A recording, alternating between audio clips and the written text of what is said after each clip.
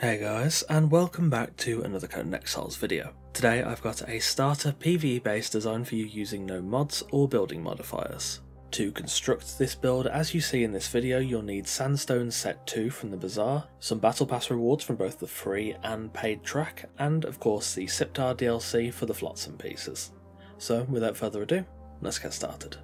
Firstly, I started by of course laying down the baseplate. I initially built the baseplate as shown in the blueprints earlier using foundations, then placing fence foundations onto the sides, removing the interior foundations and replacing them with insulated wooden ceilings supported underneath by pillars. This build is a fusion of tier 1 and tier 2 materials designed for early to mid-game PvE and should be upgradable and expandable as necessary, though if you are struggling for resources feel free to replace any of the tier 2 materials in this build with tier 1.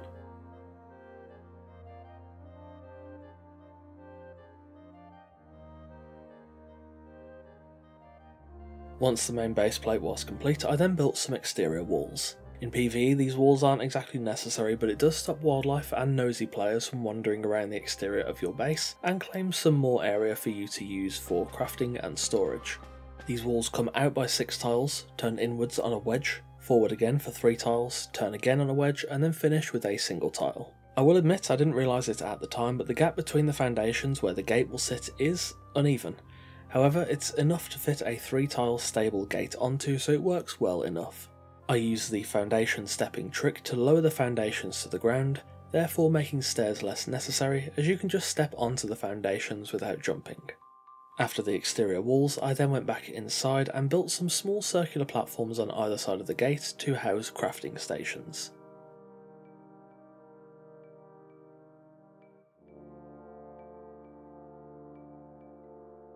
Next I move back to the main base. The ground floor will be the expansive living and crafting area and will be using every inch of space where possible. I built the walls up 2 tiles high using sandstone walls and pieces from Sandstone 2, including windows regularly.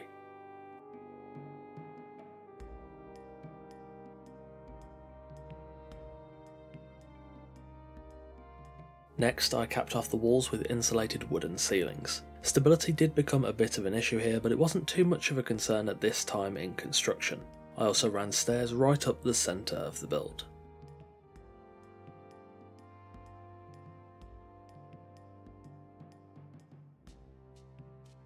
For the first floor, I built the walls 2 tiles high on the central room and 1 tile high on the rear room, excluding the sides. I used Flotsam for this floor to try and keep things relatively cheap on the resource front and stick with the starter theme. I also excluded a 1 tile strip at the front of the build for a balcony overlooking the yard.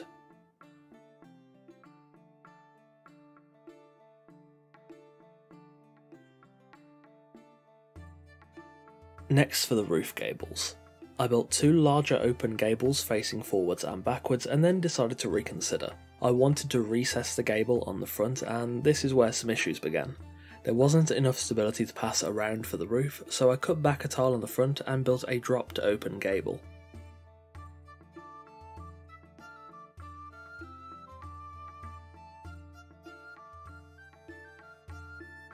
At this point I was considering my options. In the end I decided to use stable support struts to act as walls.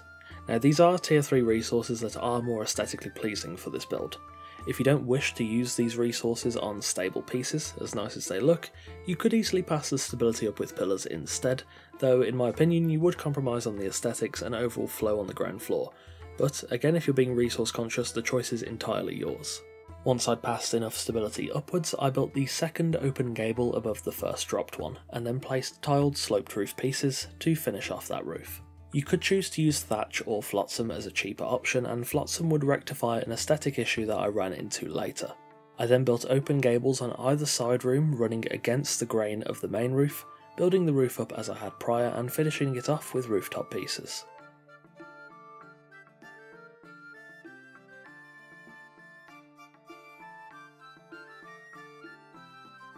Next I built up the walls at the yard. I only built them 1 tile high as they're more for segmenting the yard and I wanted to make sure they didn't dwarf the build.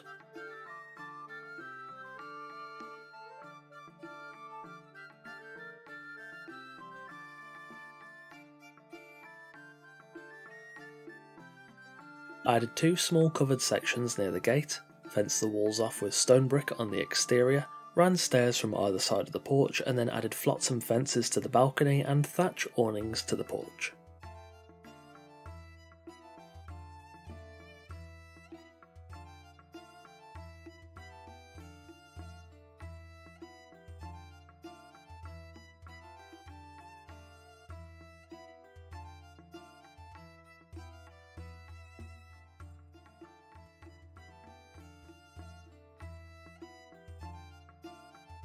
After adding some crafting stations, I added some decorations to the roof.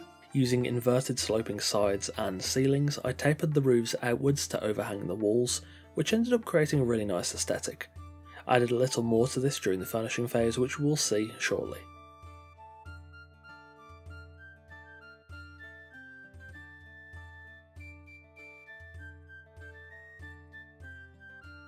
As a final touch, though an entirely optional one, I added chimney pieces from Sandstone 2 to the walls to act as mini hanging buttresses. Again, this serves no other purpose than aesthetics, and it may be something you wish to do, but if you're being more resource conscious or you just don't like how it looks, it's absolutely fine to omit. Finally, when the shell of the build was done, it was then time to of course furnish. I made some aesthetic adjustments as the flotsam sloping sides were clipping through the roof. If you don't want to use so much insulated wood, you could swap the floors inside for flotsam, or you could just use flotsam roofing to rectify the issue, though if it doesn't bother you, then there's no need. The yard is fairly small, yet contains farming areas, workstations, a wheel of pain, a well and some other useful utilities.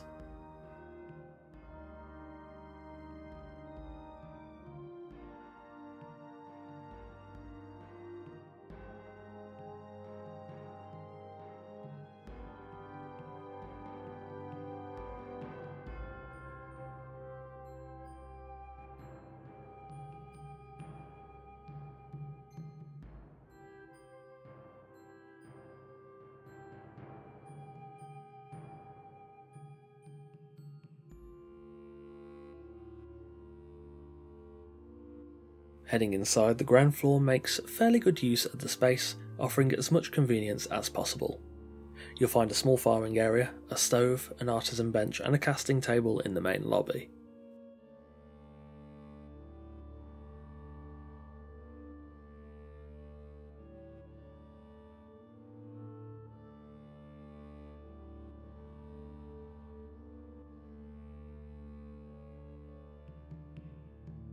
In the side rooms you'll find an alchemist's corner for crafting potions and tinctures,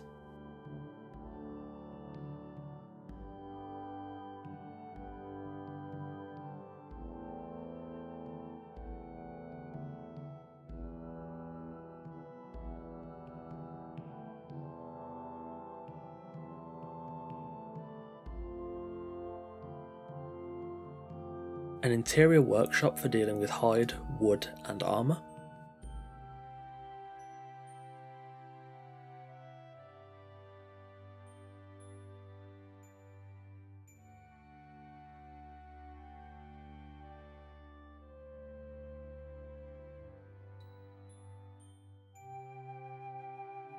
and a lounge for relaxing after a hard day of breaking thralls and gathering resources.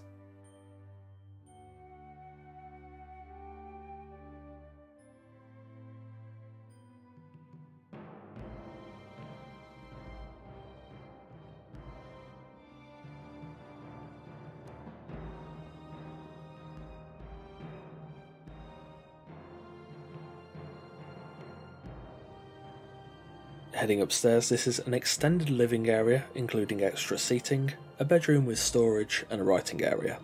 Rather than opting for peak efficiency, I tried to make this area of the first floor feel as comfortable and homely as possible. I did choose to add a small alcove underneath the roof of either side room where I've managed to fit more boxes and chests to store pretty much anything you'll need.